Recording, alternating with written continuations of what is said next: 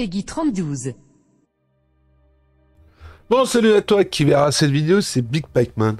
Bon, dans cette vidéo, nous allons parler de vieilles consoles et nous allons parler d'écrans modernes, d'accord? Alors, je suis désolé de te dire ça, mais je ne vais pas te bercer d'illusions. Si tu es un rétro gamer et que tu veux jouer avec tes vieilles consoles sur des écrans modernes, ben... Non.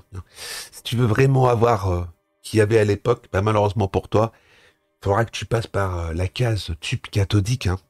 Voilà. Alors j'ai vu dernièrement beaucoup de personnes qui testaient beaucoup d'appareils. Hein. Ah ouais, ça teste. Hein. Ça teste des appareils. Hein. Tu sais, tu les vois tous qui te testent des linkers, qui te testent des SCART, qui te testent. Ah, ils te testent. Hein. Ils te testent, mais comme ce sont des mecs qui savent faire qu'une seule chose, c'est enfiler des câbles dans des trous, allumer des appareils, et sorti de ça, pas grand-chose. Alors, je vais te faire un petit retour de mes expériences personnelles. On dira sur... j'ai testé à ma petite échelle, je dirais environ de tout ce qui est SCART, tout ce qui est adaptateur de console vers HDMI, je dirais que j'ai testé en gros, hein, 80% de ce qu'il y a sur le marché pour les consoles rétro. Aussi bien pour Mega Drive, aussi bien pour Super Famicom ou Super Nintendo, pour PC Engine, enfin bon, pour les consoles que j'ai à ma possession. Hein.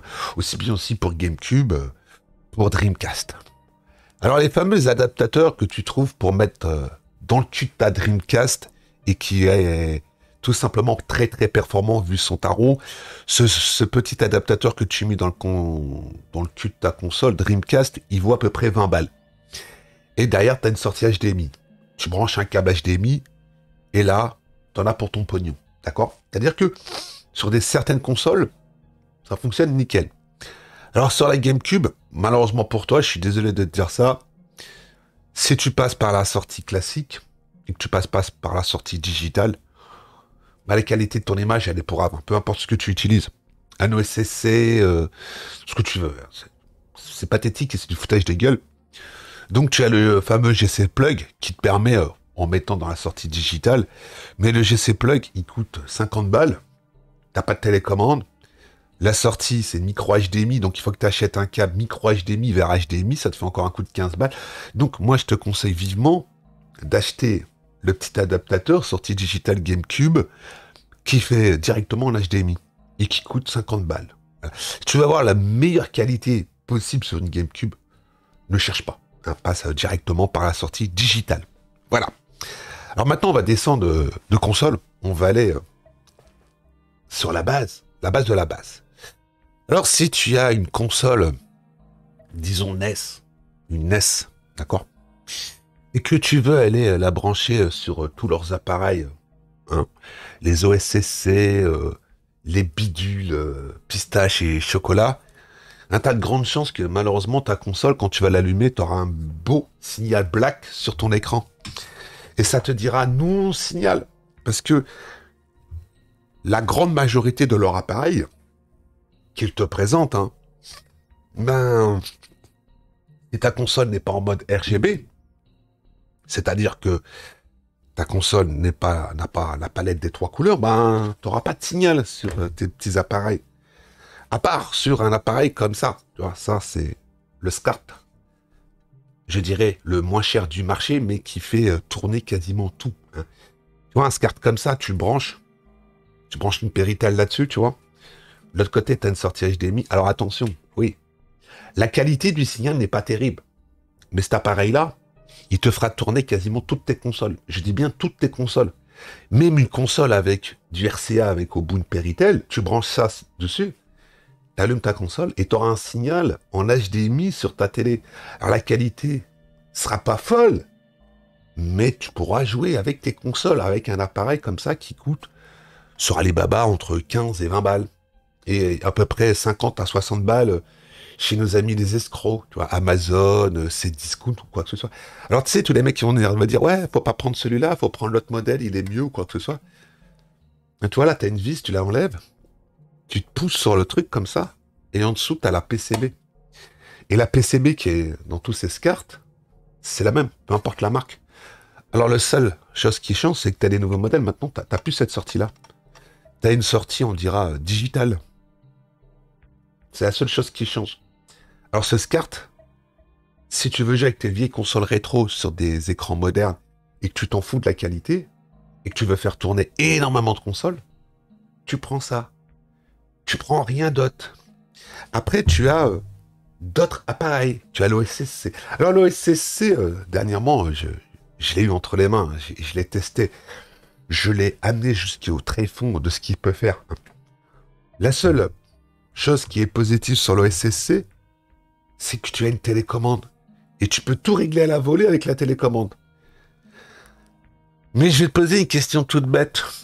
Quand tu es en train de jouer sur un écran moderne, par exemple un OLED, ou sur un autre écran, et que quand tu joues à une Super Famicom, que tu te retrouves en 1h30 de game à avoir eu 20 pertes de signal vidéo, je dis bien 20 pertes de signal vidéo, c'est-à-dire que tu as un écran noir, et ça revient au bout d'un certain temps.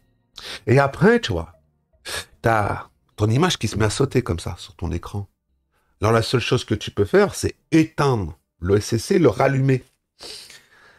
Et tu as claqué 145 €. C'est à toi de voir si tu as envie de claquer 145 € et d'avoir des problèmes de signal. D'accord? Alors pour moi, l'OSSC, si tu stream, c'est pareil. Hein, tu peux oublier. C'est trop capricieux. Il faut que le signal de ta console soit, je sais pas, sans problème ou je sais pas. Mais personnellement, pour moi, l'OSSC, c'est non. Vu le prix demandé, je dis non. Voilà. Alors maintenant, tu as des nouveaux OSSC, hein, il n'y a plus de sortie HDMI dessus. Cela, je te les conseille encore moins. Ensuite, le petit appareil que je t'ai présenté, qui a déjà un certain temps, c'est celui-là. D'accord? Alors cet appareil, il paye pas de mine. D'accord? Il paye pas de mine. Je te l'avais déconseillé.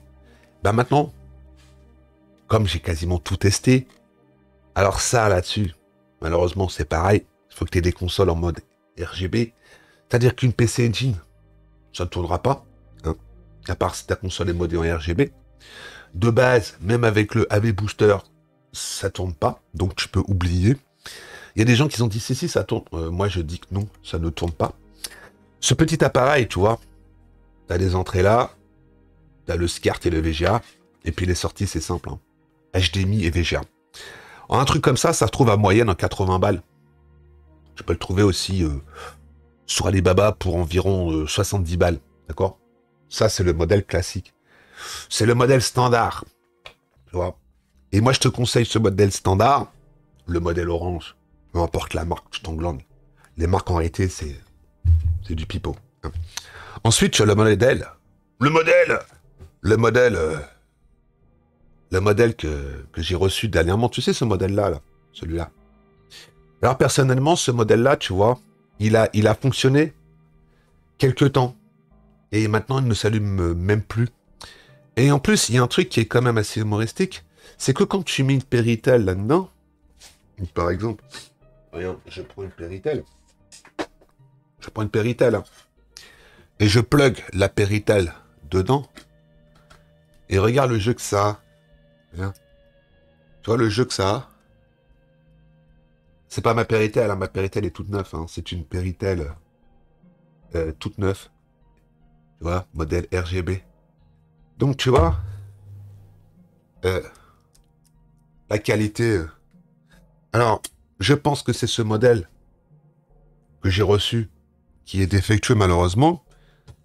Donc, belle. Mais regarde ce modèle. Alors ce modèle, tu vois, tu mets ta Péritel dedans et tu peux t'apercevoir que ça bouge quasiment pas. À part si tu te mets à tirer dessus comme un kiki, d'accord? Donc ce boîtier-là, rapport qualité-prix, est quand même supérieur à celui-là. Alors celui-là, avant qu'il s'allume plus du tout, il m'a fait des trucs bizarres, c'est-à-dire l'écran se mettait à sauter, un peu comme l'OSSC. Alors, je pense que malheureusement, j'ai dû tomber sur la série défectueuse, parce que ce boîtier est très très bien noté. En fin de compte, la différence entre ces deux boîtiers, il n'y en a qu'une seule de différence. C'est qu'il y a beaucoup plus d'entrées et de sorties que ce boîtier-là. Voilà.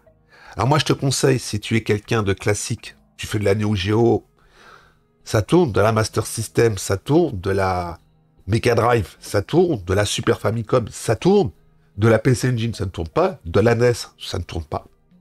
De la NES classique, hein, je parle. Mais cet appareil, si tes consoles sont en mode RGB, ben, tu plugues là-dedans, t'allumes, et puis t'as plein de réglages que tu peux faire. Il y a beaucoup moins de réglages, bien sûr, que sur un OCC, mais ce modèle-là, je ne peux pas te le conseiller, puisque il a marché à peine 2 jours. Et je n'ai rien fait du tout dessus. Hein. J'ai juste fait la mise à jour du firmware. Il a fonctionné. Et du jour au lendemain, il ne s'est plus rallumé. Donc j'ai contacté le vendeur sur Alibaba. Et il comprend pas. Bah il comprend pas, bah moi non plus. Ah. Alors ça vaut, avec les frais de port, 75 balles. 80 balles arrondi, tu vois. Celui-là, il coûte à peu près la même somme. Donc moi je te conseille plutôt de prendre celui-là. Alors pourquoi je te parle de tous ces petits appareils?